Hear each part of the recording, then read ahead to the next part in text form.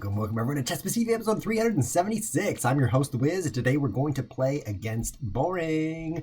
Actually, as you know, the best way to improve at anything is to lose and play against better players. This is the ultimate in atomic chess. If you're taking atomic seriously, you should do this. And it is playing against the AI, the perfect, almost perfect computer. It doesn't play quite perfectly, but it's very, very good. So we're just going to play against the computer today and just show off how good that computer is. I'm being serious when I say if you take atomic seriously, you should try this yourself. However, there's like 2 people on the planet that take atomic seriously. So unless you're one of those, probably that doesn't apply to you. However, if you want to do anything well, you should play against the best people that you can. So let's go play against the computer right now and see what that's going to look like. Play with a machine.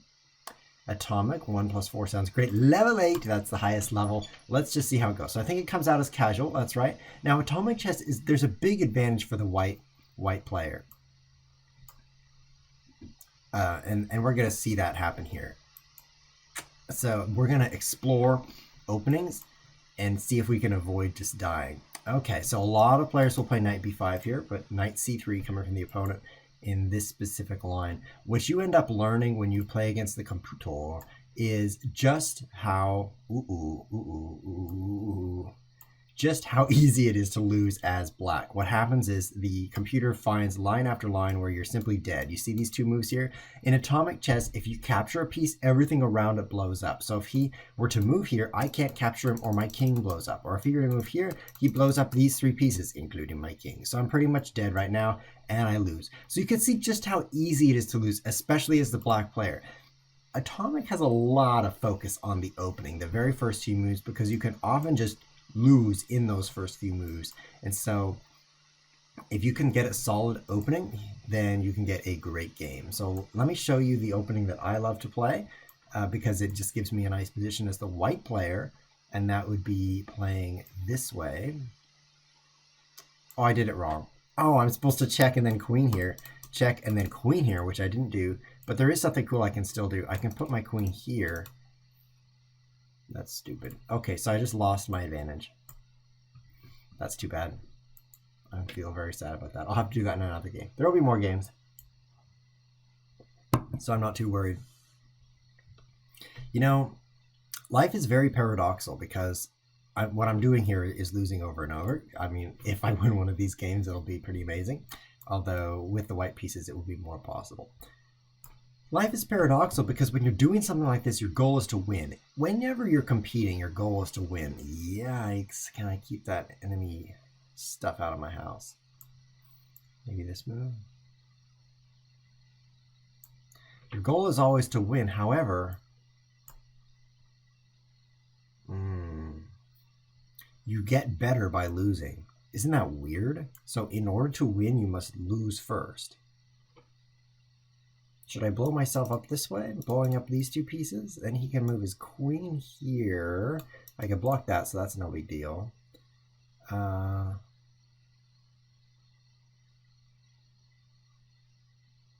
queen being on this diagonal is very useful.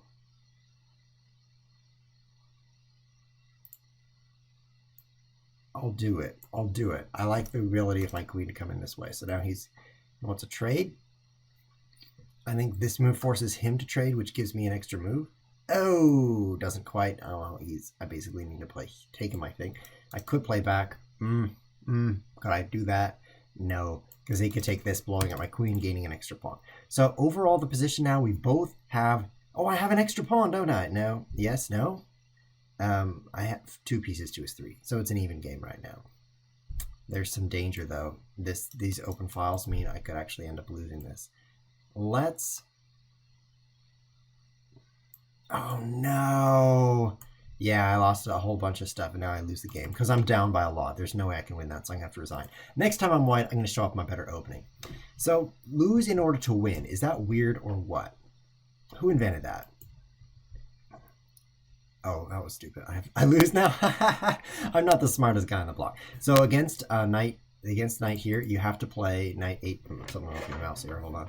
You have to play knight h6. You're actually threatening to come down here, and then when he moves this, you're coming in here, and then pretty soon you're blowing up his queen. So he doesn't get the chance to do what he's doing. But when you play here and here, you're dead. Let me just show how dead you are. Boom! Half your army disappears. And this is actually a very lost game. I'm not going to waste time playing losing positions against a perfect opponent or a nearly perfect opponent. That would not be a good use of time. So let's play the opening that I meant to play in game 2. And that's going to be using the queen instead of the bishop to b5. Check in here. This is going to be good because white actually gets a big advantage here by playing this move right now. Very confusing looking move. You will almost certainly not find this move in your brain. You will find it by watching someone else do it because this opening is just weird. But if you look at the position now, I have 1-2 extra pawns and he has an extra knight. So you think, okay, he's ahead a knight for 2 pawns. Wrong. In Atomic, whenever you capture something, you blow up. So you really can't get ahead by capturing something. You're each losing one thing. So the net effect is that can I play here and get something good going? The net effect is that having more things is better. You can play his bishop out. I don't think I can, so let's just push the pawns. Keep it closed. One way for black to get a good counterplay here is to get his rook next to my king. Maybe not with rook e1 in this position, but overall just getting a file open for his rook gives him some play. So I want to keep that as closed as possible. And I also want to get my king off of this danger zone here. Off the back right means the rook can come around, which is pretty good for me. So I'm pretty happy with this position actually. Should I take that knight? I don't have to. I can play the rook around. I'm pretty happy with just rook around here. You might do this.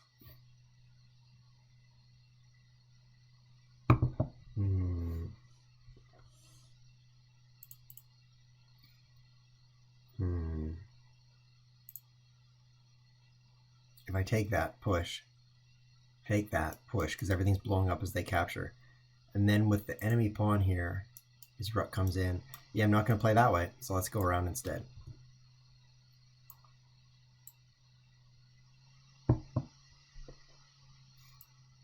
Now I'm threatening to blow up his king.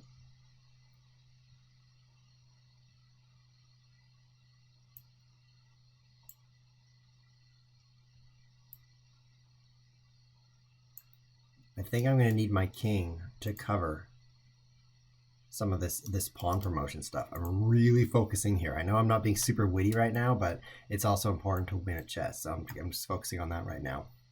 There's that, and I have to go away from it. And, okay. Is he really going to bring his king toward me? Let's push this pawn. So now I can't get close enough.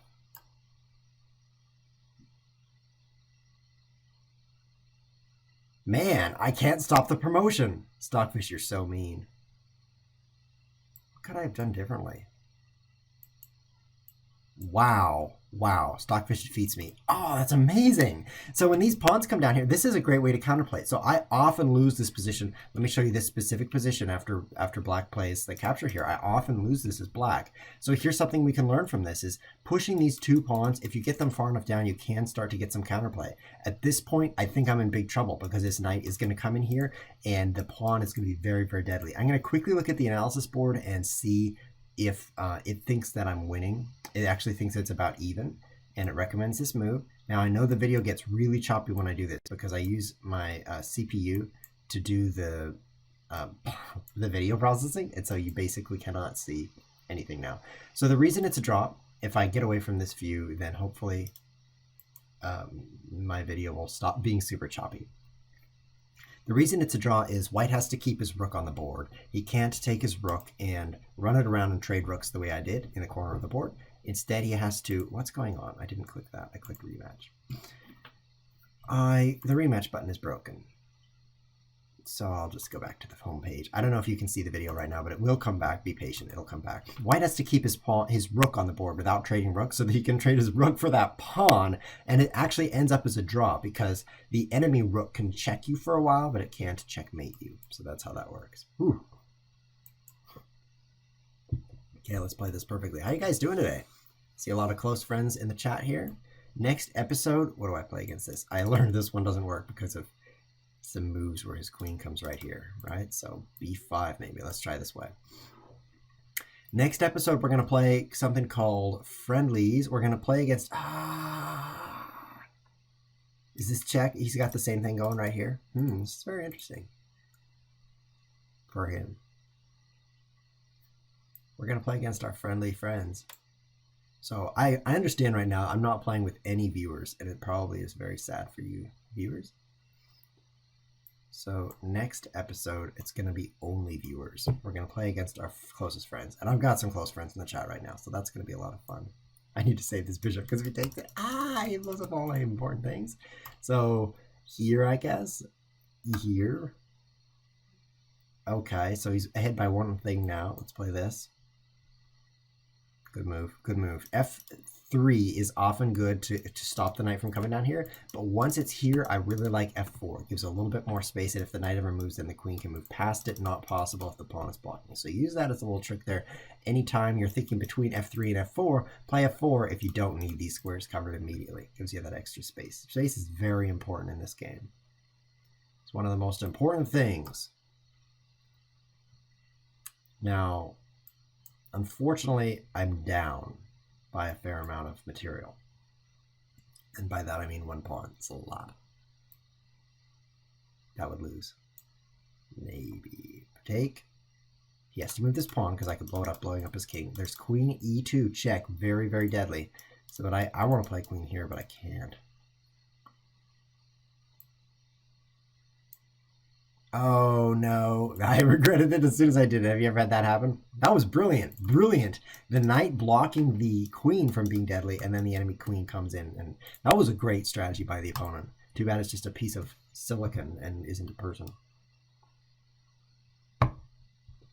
Too much sun for Christensen in the chat. He says, there's too much sun in my location. I definitely agree with that. You can't turn down that burning ball of heat. Let's see if I can get a better game from my last one here.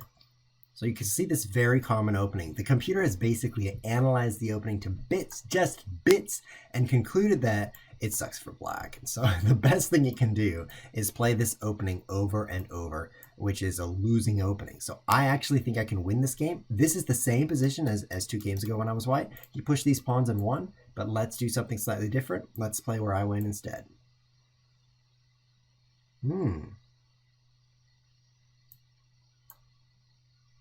Definitely looks the same, doesn't it? So this time we're going to be more aggressive here. I like d5. Okay. Oh, this is bad. What am I doing? I don't like how this file is open.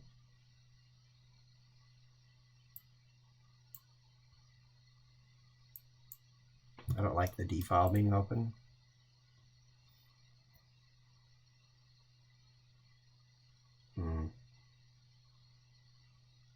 I think this is the move. Ha ha! Nice try, sucker. You can't get past now. What do you think about that? What do you think? Really tearing it up. This is very not smart from a position of check. Oh no!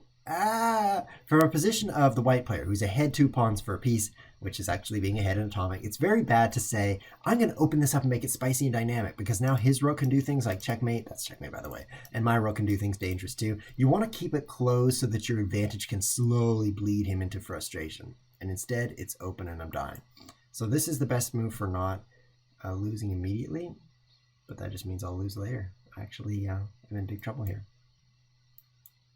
Checkmate. Cool. Cool, Stockfish. Don't open it up that way. So here I'm getting that winning position and then I'm just losing. Isn't that cool? Isn't that cool? So you guys can try this too. Enjoying this. Hello, Andrej L. Something like that. New opening from the opponent we can see here. Knight h3. Stockfish plays a lot of different things as white, which is great practice for losing different positions. And one of the things you can do, which I'm not doing in this video, is after you lose, go back to the computer analysis and see where your biggest mistake was.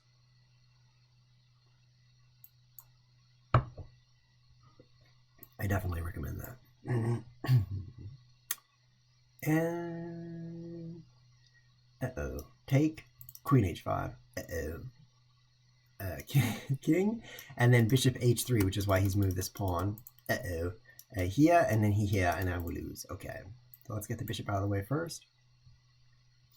Let's get the queen out of the way, maybe here.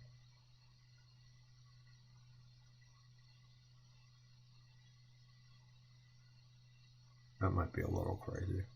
No, it's totally smart. Move your queen where a pawn could take it. I read about that in a book. How to lose at chess.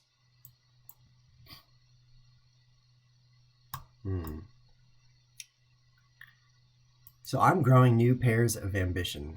A new pair of ambition. That's what I'm growing as a person right now. Which is interesting. When I was a kid, I was one of the least ambitious kids that you could have ever met. I lose. And I'm sure that you know certain people like this, where it's like you might have a list of chores to do, and so your goal in life, oh, I played a different opening, that's cool, is to do the chores as laziliest as possible. That's a word. Let's try this. Do I lose instantly?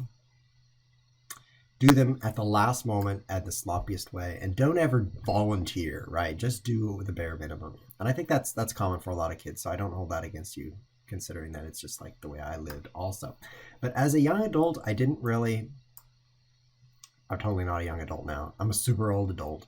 I didn't really break that habit. Definitely procrastination was my middle name. And I know that some of you have that same thing, right? Procrastination is so difficult to overcome because of reasons, and you can look those up.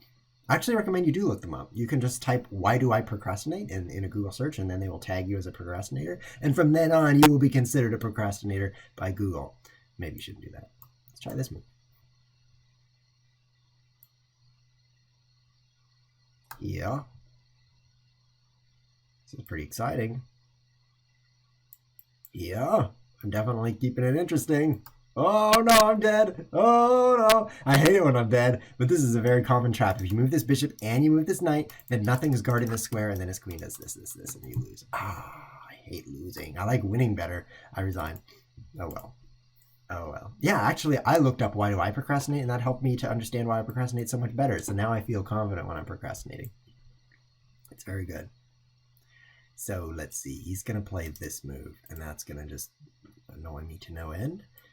And then this move, and he played a g3. So now I'm going to try this. Now, what I should have done last game was look at it. I'm dead now.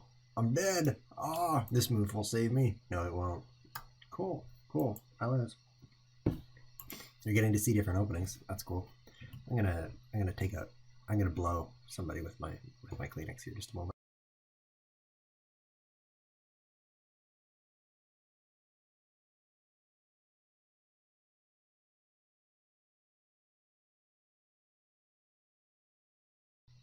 I'm sorry, did I say Kleenex? I meant facial tissue. It's not a Kleenex. That would be a registered trademark. I don't know why I would say such a thing.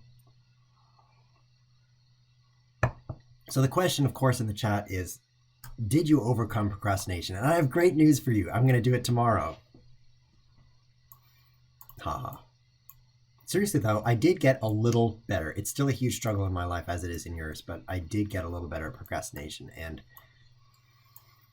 that's something that doesn't fix itself overnight. You really have to work at it. But there's, I'm going to share something with you guys because you're on the internet, and so I feel very exposed that I don't share with very many people. There's this very cool kind of, never mind, I'm not going to share it. I'm so glad I stopped myself. Yes, you can just wonder what I was about to say. Maybe send me a private message someday, and then I'll write you back and say, nice try, I'm not going to tell you that. So yeah, we're going to leave it at that. So let's see. In one game, his pawns came down here, and then I lost. And in another game, I opened up this file, and then I lost. So in conclusion,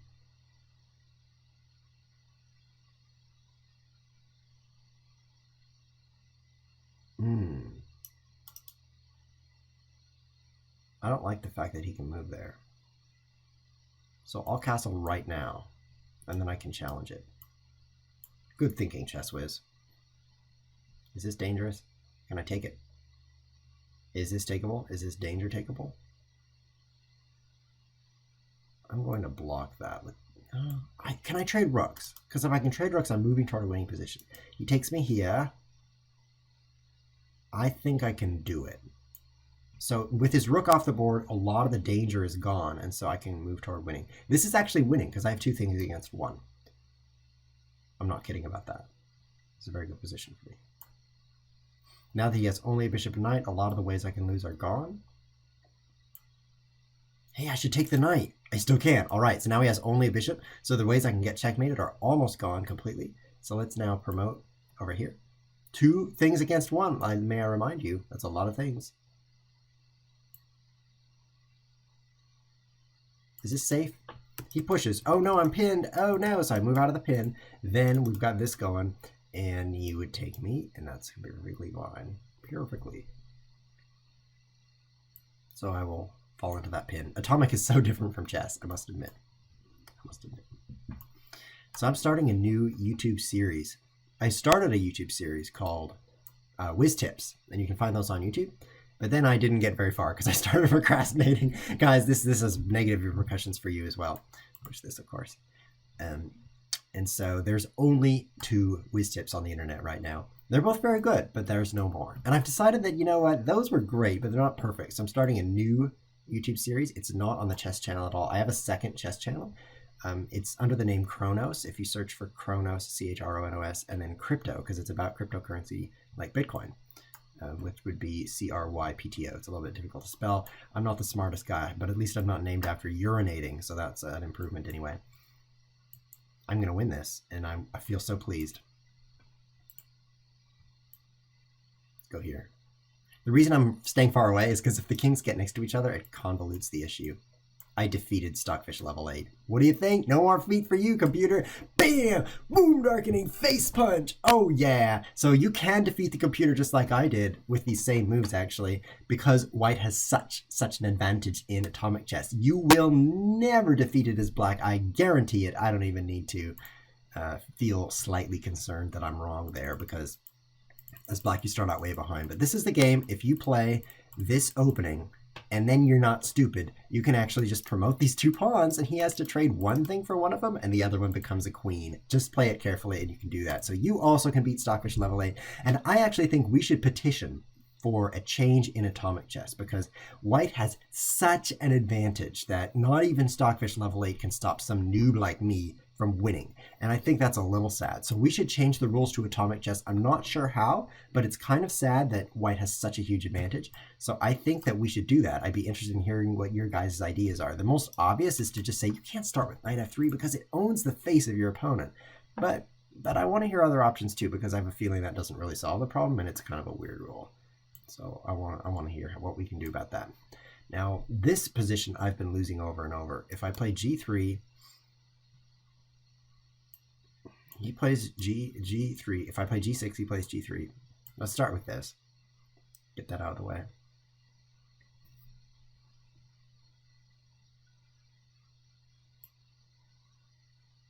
And then here, I'm going to let you guys know when the new show launches. It's probably going to launch in a couple days here. Not immediately. But when I launch it, I'll give you URLs and all that stuff. I'm going to give a giveaway. It's going to be a drawing for new subs. So take that as an opportunity. And if you're an existing sub, you can still enter the drawing, so that's completely fine. And of course, by that I mean, here's my move. By that I mean submarines. When I say new subs, that's what I mean. I'm giving things to new submarines because the existing submarines are not as cool.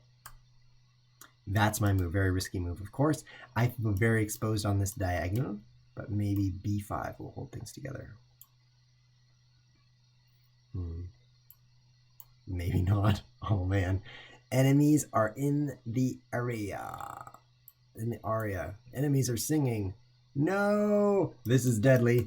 No! Oh, it's so difficult to not lose against the computer. But winning is possible as white. So now I'm going to try e4 because knight f3 obviously is an easy win. And we'll just see how it goes from here. So this is my second most favorite opening. I played e4 for years, and if you go back to the previous YouTube videos on Atomic, you're going to see me playing e4 over and over because it's a solid opening that gives a balanced position, but you can learn so much from it. But apparently, you should play knight f3 because you just win when you play knight f3. So that's what I learned recently. Now I just do that.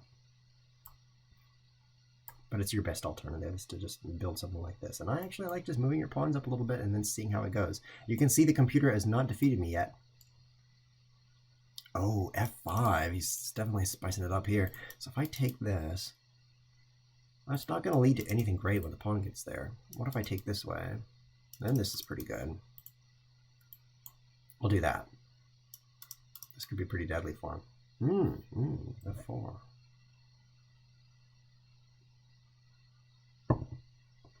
So if I push, he could play bishop here, but then I blow him up. So no. Okay, so then I'm going to push again. And then if I push and he takes this, blowing up this, I have to play h4. I think I'm okay with that. h4 is a very common move to kind of shore up those diagonals. Okay. We're in a pretty good position here.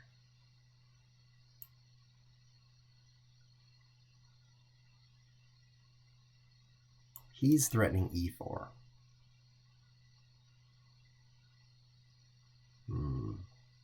Oh, this is actually this is actually awful.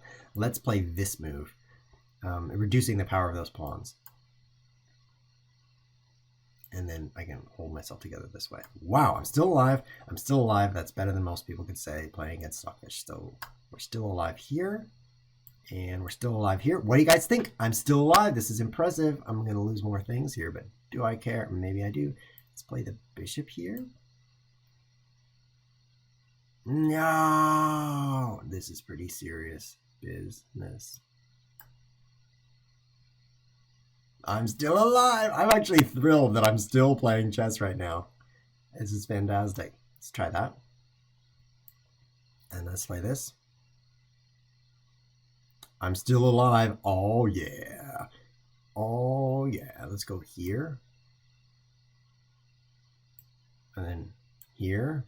Oh, this is a mistake. Oh, and then here. No, I'm not alive anymore. Wait, there's a take back button.